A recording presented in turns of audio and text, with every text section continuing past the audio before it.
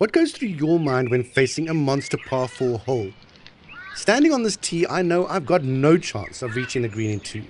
At well over 400 yards to the green, OB left, dogleg right, trees, slope, and it's hole 7, the toughest par 4 on the course. This hole has blown up my rounds before, but today I've got a plan. Let's see if I can do it. If you're new here, I'm trying to break 50 for the first time on the front 9 at George, and I'm filming every hole. Links to the full series are below. Now, even though I'm not keeping track of my score mid-round, player style, I know I'm on track. But I also know hole 7 has crushed me before. So how can I deal with it and not blow up so near to the end? Here's how I plan on managing this hole. First, I reduce my expectations using Golf Sidekick's adjusted scoring. Par for me here is 6, not 4. Second, I don't track my score, so I'm not protecting or chasing anything. And finally, I lock in with my pre-shot routine. Calm, comfortable, committed, and focused on just this swing. Hole 7 is a monster for the mid to high handicapper at about 430 yards from the whites. As you can see, the view from the tee box is quite constricted, but the hole opens up quickly towards the uphill landing area and the dogleg right. The fairway slopes from the right towards the OB and trees on the left, which makes for a tricky second shot if you can't get over the rise, which I never can. Once past the dogleg, it's a relatively straightforward downhill approach to an elevated green. So my pre-game strategy is really quite straightforward. 1. Get off the tee and into play, hopefully more towards the left of the fairway to give myself a look past the dogleg towards the green for the second shot. Now I'm never going to reach the green in 2 without taking crazy risks, so laying up for a wedge into the green is the sensible option here. An easy swing with either the 5 or 6 iron should do the trick. If it all goes well, this gives me a real opportunity of getting on in 3. And if I'm within 30 feet or so of the hole, a 2-putt will give me a 5, which is a sidekick birdie. But in all honesty, I'll still be very happy with a 6 so that I can GTFO and move on to the last 2 holes of this 9. So I'm teeing up on the right side to give myself a view of the outside of the dogleg and giving my fade a chance to work for me. My aiming point for the start line is the highest point of that big-ass tree towards the left field goal. So if it goes straight, or even if there's a slight draw, I'll be okay. Here comes the swing.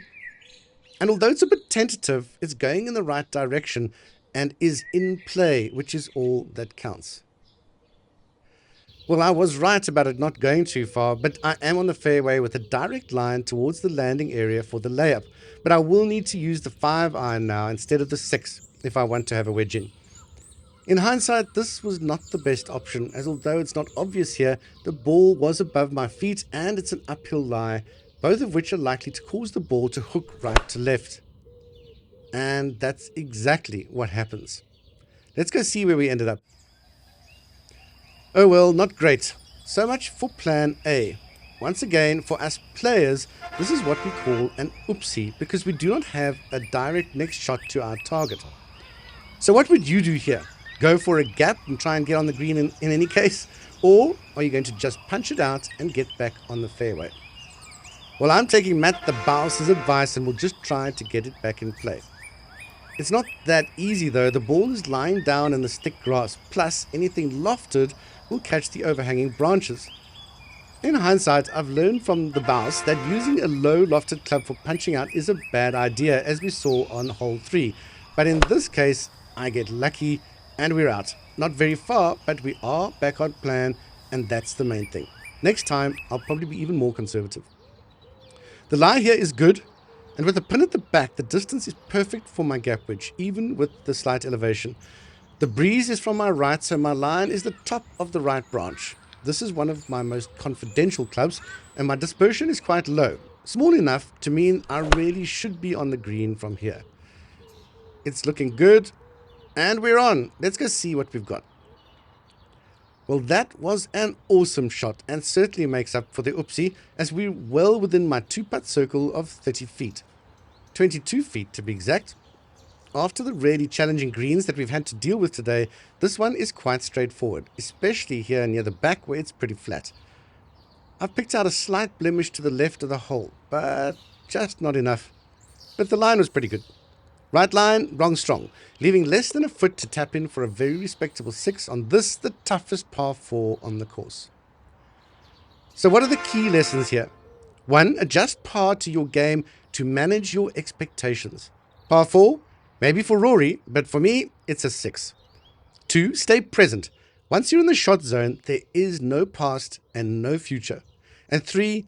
Don't make a bad situation worse. Play the percentages and get back on plan.